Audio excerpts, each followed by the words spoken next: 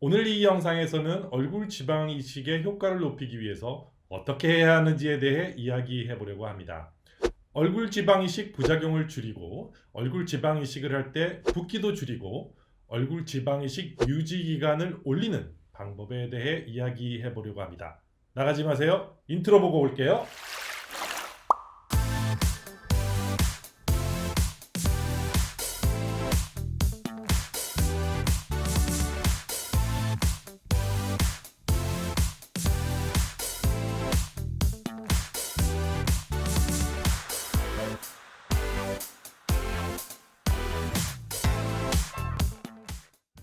안녕하십니까, 지방대학 총장 닥터환입니다.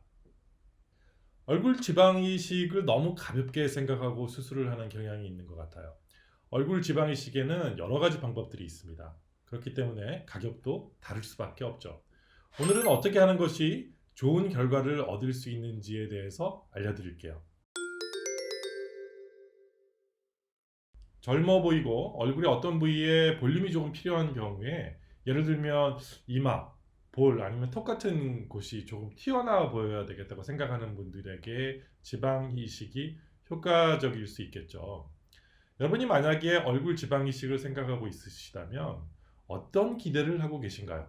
지방 이식에 있어서 가장 중요한 결과는 어떤 것일까요?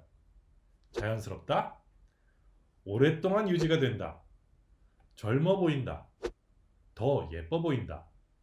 이런 것들인가요? 그래요. 오늘 어떻게 하면 그렇게 될 수 있는지 이야기해 보죠. 먼저 우리가 늙으면 어떻게 되는지에 대해 생각해 볼게요. 우리 얼굴을 형성하고 있는 조직에는 피부, 지방, 근육, 뼈로 이루어져 있죠. 나이가 들면 이 모든 조직이 조금씩 그 기능을 잃어가거나 부피가 줄어들어요. 그래서 약간의 함몰 현상이 일어납니다. 우리가 지방 이식을 하는 것은 이 함몰 현상, 그러니까 볼륨이 감소한 부위를 교정하기 위해서 하는 것이죠. 자연스러운 결과를 얻기 위해서 우리 얼굴이 이루고 있는 여러 곡선들을 부드럽게 만들어줘야 하는 것입니다. 그래야 부드럽고 아름다운 결과를 만들어냅니다. 한 부위가 너무 과장되어 있으면 부자연스러운 결과를 얻게 됩니다.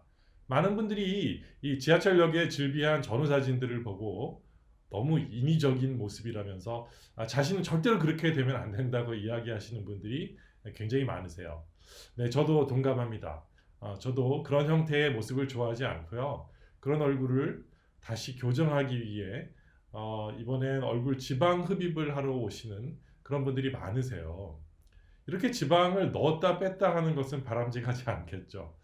자연스러운 결과를 위해서는 과하지 않고 얼굴의 부족한 부분을 적절하게 더해주는 것이 제일 중요합니다. 오래 유지가 되었으면 좋겠다고요? 체중을 뺄 때 제일 먼저 빠지는 부분이 어디죠? 거의 모든 분들이 얼굴이라고 이야기하죠. 3일 정도 다이어트 하면 회사 동료가 금방 알아봅니다. 야, 너 살 빠졌다. 그런데 체중은 거의 빠지지 않았는데 얼굴만 그런 건데 말입니다. 그쵸? 얼굴의 지방은 다른 부위의 지방보다 혈액순환이 잘 되다 보니까 빠지는 속도가 훨씬 빠르다고 보고 있죠.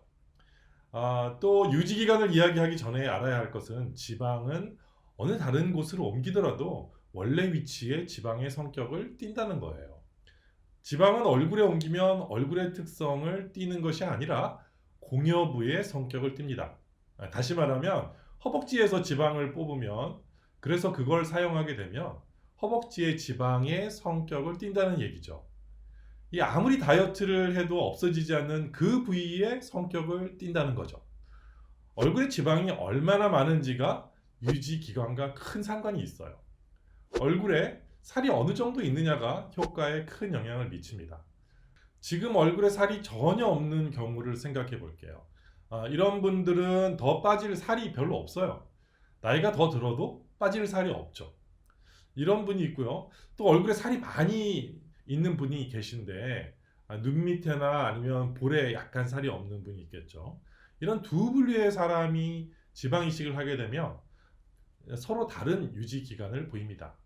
유지 기간은 사실 매우 주관적입니다. 하지만 대체적으로 볼 때 많은 분들은 지방 이식을 해놓으면 유지 기간이 매우 오래 갑니다. 그리고 현재 얼굴에 지방이 적지 않은 분들은 비교적 빨리 지방이 빠졌다고 이렇게 말씀을 하세요. 마른 분들은 지방 이식 후에 대부분의 얼굴 지방이 허벅지에서 옮긴 지방이기 때문에 다이어트를 한다거나 나이가 들어도 잘 빠지지 않는다는 얘기예요. 그래서 어떤 분은 10년이 지났는데도 얼굴이 통통하게 유지가 되는 분들을 봅니다. 반면에 얼굴에 살이 많았던 분들, 나이가 들면서 얼굴 살이 또 금방 빠져가기 때문에 2, 3년 뒤에 지방 이식을 해야 할 수도 있습니다. 그런데 여기서 지방을 미리 많이 넣어 놓으면 되지 않느냐라고 물어보시는 분이 계실 것 같아서 말씀드리면, 그렇게 수술한 분들이 바로 부자연스러운 거예요. 너무 나중에 빠질 걸 생각하고 너무 많이 넣으면 굉장히 부자연스러워지는 거죠. 지방을 넣는 방법도 매우 다양합니다. 선생님들마다 자신의 방법들을 사용하시는데, 가장 중요한 건 아주 조금씩 넣어야 한다는 것입니다. 가끔 이 석회화가 되어서 제거하기 위해서 오시는 분들이 있는데요. 이런 것은 대부분의 경우 한 부위의 지방이 급격하게 이렇게 확 많이 들어가게 되어서 생기는 가장 큰 기술적인 부분이라고 생각해 볼 수 있습니다. 아주 얇은 실을 쌓아 올리는 것처럼 조금씩 조금씩 넣어야 이런 부작용을 막을 수 있고 유지 기간도 오래 가게 할 수 있습니다. 조금씩 넣으려면 그만큼 시간이 많이 걸리고요. 정성이 많이 들어갑니다. 그렇기 때문에 지방 이식의 비용도 다양한 것입니다. 정말 정성을 들여서 지방 이식을 하면 지방을 뽑아내는 과정 말고 주입하는 시간만 1시간이 넘게 걸려요. 대충 하면 한 10분이면 끝낼 수도 있어요.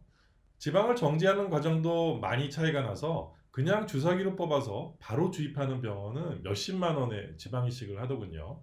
이렇게 하면 지방이 금방 없어지고 생존율도 엄청나게 떨어집니다.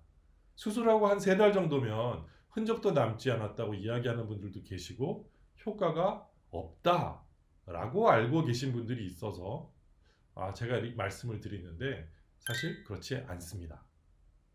수술은 정성입니다. 정말 정성을 다하는 지방 이식은 몇십만 원에 할 수 있는 수술이 아닙니다. 생존율을 높이고 피부까지 좋아지게 하기 위해서는 줄기세포를 이용하기도 하는데, 그렇게 하면 정말 굉장히 많이 젊어지세요. 70세도 약 50대로 보일 수 있을 정도로 달라질 수 있는 그런 수술이기도 합니다. 지방을 넣을 때 제가 주로 사용하는 방법은 이 리프팅 방식의 지방 이식입니다. 다시 말해서 리프팅을 하면서 지방을 주입을 한다는 거죠. 우리가 가장 많이 보게 되는 지방 이식 부작용으로 2, 3년 뒤에 볼의 처짐, 눈썹 처짐 이런 것들을 보게 되는데요. 그것은 전에 넣은 지방의 윗부분은 상실이 되고 아래로 약간 이동하면서 뭔가 어색한 모습을 만들어낸다는 거죠. 예전에 지방 이식을 해보신 분들은 제가 어떤 이야기를 하고 있는지 잘 아실 거예요. 그래서 머리 속부터 지방을 넣어야 된다는 거죠. 이렇게 하면서 조금씩 차등을 주어서 지방 이식을 하면 피부가 이렇게 리프팅이 되게 됩니다. 여기에서부터 지방을 많이 넣어야 피부가 조금씩 위로 끌려 올라가게 돼서 리프팅이 된 그런 모습이 된다는 것입니다. 필요에 따라서는 코끝을 걸어서 당겨서 고정하게 되면 얼굴이 훨씬 더 젊어 보이겠죠. 때로는 얼굴 지방 흡입을 같이 할 수도 있어요. 어디는 나오고 어디는 들어가야 정말 갸름하고 젊어 보이는 얼굴로 변신할 수 있으니까요.